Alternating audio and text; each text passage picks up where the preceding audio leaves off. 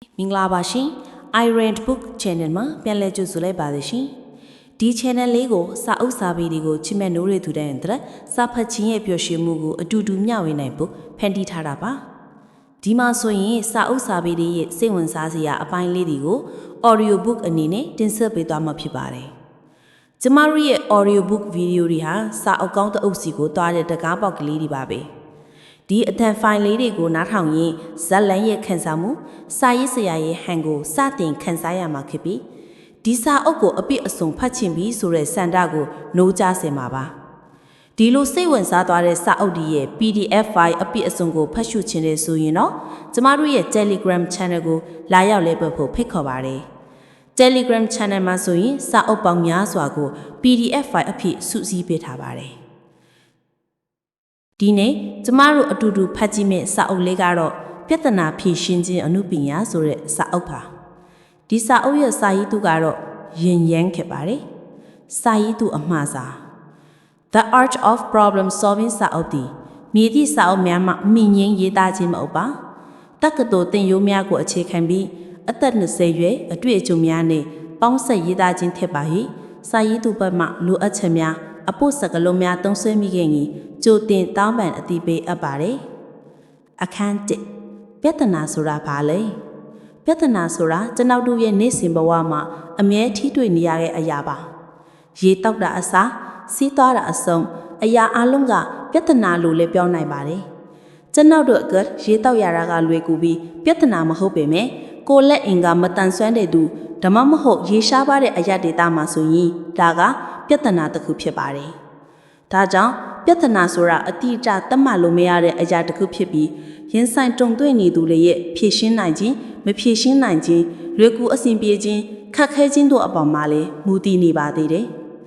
ပြဿနာကိုအနည်းဆုံးအတိပ္ပယ်ပြန်ရရင်မိမိရဲ့လိုအပ်ချက်လိုအင်ဆန္ဒတွေကိုအလွယ်တကူအဆင်ပြေအောင်မလုပ်ဆောင်နိုင်ခြင်းဖြစ်ပါတယ်လူတွေဟာပြဿနာဖြစ်မှာကိုကြောက်ရွံ့ပြီးမလိုလားကြပါဘူးဒါပေမဲ့ပြဿနာတွေကြောင့်အောင်မြင်မှုတွေတိုးတက်မှုတွေဖြစ်တည်လာရပါတယ်ကျွန်တော်တို့အားလုံးရဲ့အမြင်မှာကိုကပြည့်စုံနေရင်ဘာပြဿနာမှမရှိဘူးလို့ထင်မှားကြပါတယ်တကယ်တော့ပြည့်စုံတယ်ဆိုတာချွင်းချက်တစ်ခုသာရှိတော့တဲ့အရာတွေပါချွင်းချက်တွေရှိတိုင်းပြဿနာဆိုတာလည်းလိုက်လာအောင်မှာပါဒါကြောင့်နေ့စဉ်ဘဝမှာအမြဲထိတွေ့နေရတဲ့အရာလို့ဆိုခြင်းဖြစ်ပါတယ်ကျွန်တော်အမြင်နဲ့ဒီနေ့ခေတ်ပြဿနာကိုအခြေခံ၃မျိုးခွဲထားပါတယ်၁စိတ်ပိုင်းဆိုင်ရာပြဿနာ psychological problem 2လူမှုဆက်ဆံရေးပြဿနာ social problem 3စီးပွားရေးပြဿနာ economic problem ကျွန်တော်တို့အားလုံးမှာဘယ်လိုပြဿနာတွေပဲကြုံတွေ့နေပါစေပထမဦးဆုံးရင်ဆိုင်ရမှာကစိတ်ပိုင်းဆိုင်ရာပြဿနာတွေပါပဲစိတ်ပိုင်းဆိုင်ရာပြဿနာတွေကိုမထိန်ချုပ်မဖြေရှင်းနိုင်ဘူးဆိုရင်တခြားပြဿနာတွေကိုထိထိရောက်ရောက်မဖြေရှင်းနိုင်သလိုနီးလန်းအမှန်ကိုလည်းရှာမတွေ့နိုင်ပါဘူးဒါကြောင့်နောက်ဆက်တွဲပြဿနာတွေအရှုပ်တွေဖြစ်ပေါ်လာတာပါစိတ်ပိုင်းဆိုင်ရာပြဿနာလူတော်များများကစိတ်ပိုင်းဆိုင်ရာပြဿနာလို့ပြောရရင်စိတ်ယောဂဝေဒနာ mentality disorder ဥပမာစိတ်မနှံ့တဲ့သူကိုသာပြီးမြုံတတ်ပါတယ်တကယ်တော့စိတ်ပိုင်းဆိုင်ရာပြဿနာဆိုတာလူမှုပတ်ဝန်းကျင်လူမှုအဖွဲ့အစည်းတွေကလက်ခံထားတဲ့စိတ်နေသဘောထားများချီအကျုံးဝင်ပါတယ်လူမှုအဖွဲ့အစည်းတွေလက်ခံထားတဲ့စိတ်နေသဘောထားများကသဘောထားကြည်လာတွေကိုညီရိုင်းပြီးမှုရှိလာတွေကိုချင်းသာတရားရှိလာတွေစသည်စိတ်နေသဘောထားများကိုခေါ်ဆိုပါတယ်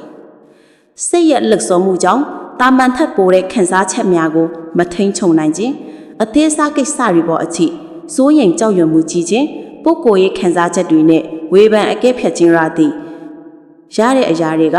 စိတ်ပိုင်းဆိုင်ရာပြဿနာလို့ခေါ်ဆိုနိုင်ပါတယ်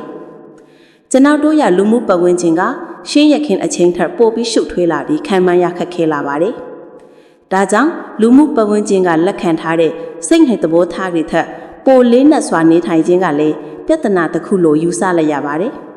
ဘာကြောင့်လဲဆိုတော့ပုံမှန်ထက်ပိုသဘောထားကြီးပိတ်လိုက်တာကကိုယ့်အတွက်ထိခိုက်လာနိုင်ပြီးအခွင့်အရေးတွေတမားကိုပေးလိုက်တယ်လို့ဖြစ်တယ်လို့ပါနိဗ္ဗာန်ဆိုတာလူတိုင်းမရောက်နိုင်တဲ့အရာဒေတာဖြစ်တယ်လို့ကိုယ့်ရဲ့စိတ်သဘောထားကြီးခြင်းကိုလည်းလူတိုင်းပေးမသိပါနဲ့ဒါကကိုယ့်အပေါ်တန်ဖိုးထားမှုကိုတနည်းတစ်ဖုံဒုက္ခရောက်စေမှဖြစ်ပါတယ်ဒါကြောင့်ပြက်ပြက်တတ်တာဆောင်ရွက်တဲ့နေရာမှာအာနာတနာနေတာတွေကိုရှောင်ပါ ကိုအားတာချက်တွေဟာအားနည်းချက်အဖြစ်အသုံးချရနိုင်တယ်ဆိုတာကိုသတိထားစေချင်ပါတယ် Suggestions for improvement ပြောင်းလဲတဲ့ habit တွေကိုပြောင်းပါစိတ်အာရုံရဲ့တုံ့ပြန်မှုကိုယောဂပုံဖော်ပေးတာကြောင့်အလေးအထားတွေအလေးအကျင့်တွေကိုစမ်းစစ်ပြောင်းလဲတာကစိတ်ကိုလည်းပြောင်းလဲစေပါတယ်လေ့ကျင့်ငယ်နဲ့အမှုအသစ်တွေကိုလေ့လာသင်ယူပါတာမန်လူအားလုံးကငြိမ်သက်မှုအချိန်ကြာလာနဲ့စိတ်အာရုံတွေကပိုပြီးများလာပါလေဒါကဆုံးဖြတ်ချက်တွေကိုဝေဝါသွားစေပါတယ်လေ့ကျင့်ငယ်နဲ့အမှုအသစ်တွေသင်ယူတာကအတွေးလွန်ခြင်းကိုကျဉ်းလွယ်လာစေပါတယ်ကိုမြတ်အမှုရာတွေကိုထိန်းချုပ်ပြင်ဆင်ပါစိတ်ဟာရုပ်နဲ့ယွင်တွဲနေထိုင်တာကြောင့်ကိုမျက်နှာပေါ်ကပြသမှုကိုထိန်းချုပ်လေစိတ်ကိုထိန်းချုပ်နိုင်ဖို့အခွင့်အာဏာလေးပါပဲလူမှုဆက်ဆံရေးပြဿနာလူတဦးတယောက်နဲ့ဓမ္မမဟုတ်တယောက်နဲ့အဖွဲ့အစည်းလူအများကြားမှာရှိတဲ့ဆက်နွယ်ပတ်သက်မှုကိုဆက်ဆံရေးရှိတယ်လို့ခေါ်ဆိုကြပါတယ်ကျွန်တော်အမြင်အားဖြင့်လူမှုဆက်ဆံရေးကိုလူသားဆန်တဲ့ဆက်နွယ်ပတ်သက်မှုလို့ခေါ်ခြင်းပါတယ်လူသားဆန်တဲ့ဆိုတာအပြောင်ဖြတ်အဓိပ္ပာယ်ဖွင့်လို့မရပါဘူးလူသားဆန်ခြင်းဟာတဟထဖြစ်ခြင်းရဲ့ခေတ်သုံးပန်းစားဖြစ်ပါတယ်ဒါကြောင့်လူသားဆန်တဲ့ဆက်ဆံရေးဆိုတာကိုကျင့်တရားကောင်းမွန်ခြင်းနဲ့မိမိနေထိုင်မှုပုံစံဟာလူမှုပတ်ဝန်းကျင်နဲ့တဟာတဖြစ်စေချက်စီကံသတ်မှတ်ချက်တွေနဲ့နေထိုင်ရှင်သန်ခြင်းလို့သတ်မှတ်လို့ရပါတယ်အပေါင်းအသင်းတငယ်ချင်းမိသားစုသမီးရဲ့ဆွန်တွေစသည့်လူတွေနဲ့ connect လောက်သမျှဟာလူမှုဆက်ဆံရေးပါပဲဒီဆက်ဆံရေးတွေပျက်စီးအဆုံးသတ်ရတဲ့အကြောင်းရင်းက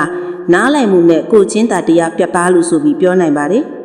Maslow hierarchy of needs theory မှာလေလိုအပ်တဲ့အရာတွေကိုရရှိတဲ့အခါလိုအင်စန္ဒတွေအတော်မတက်နိုင်ဖြစ်လာတာကိုတွေ့နိုင်ပါတယ်။ဒါကြောင့်လူလေးကလိုအပ်တဲ့အရာတွေအပြင်ကိုအတော်မတက်ထိုင်တဲ့လိုအင်စန္ဒတွေရှိသလိုနားလည်မှုလေကိုချင်းတာတရားတွေဆိုတာလူအယောက်1000မှာအယောက်99,999အထိရှိဖို့ကတော့မသေးကြပါဘူး။လူတွေပြောနေတဲ့နားလည်ခြင်းကိုချင်းတာတရားတွေဆိုတာ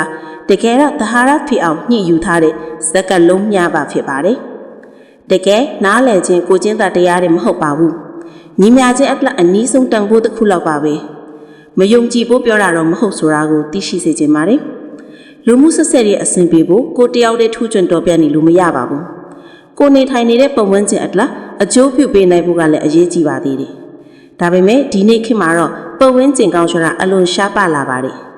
ဒုတိယအခွင့်အရေးပေးတဲ့ပုံဝန်းကျင်ကပုံဝန်းကျင်ကောင်းလို့သတ်မှတ်လို့ရနေပါပြီ။ဒါကဝေဖန်ပြီးပြောတာမဟုတ်ပါဘူး။ကိုတယောက်တည်းကပုံဝန်းကျင်ထဲမှာတယောက်ဖြစ်တယ်ဆိုတာကိုမြင်ရင်သဘောပေါက်ပါလိမ့်မယ်။တကယ်လို့ကိုအတွက်လုံးဝအဆင်မပြေတဲ့ပုံဝန်းကျင်ဆိုရင်တော့ပြောင်းလဲနေထိုင်ဖို့အကြံပြုပါလေ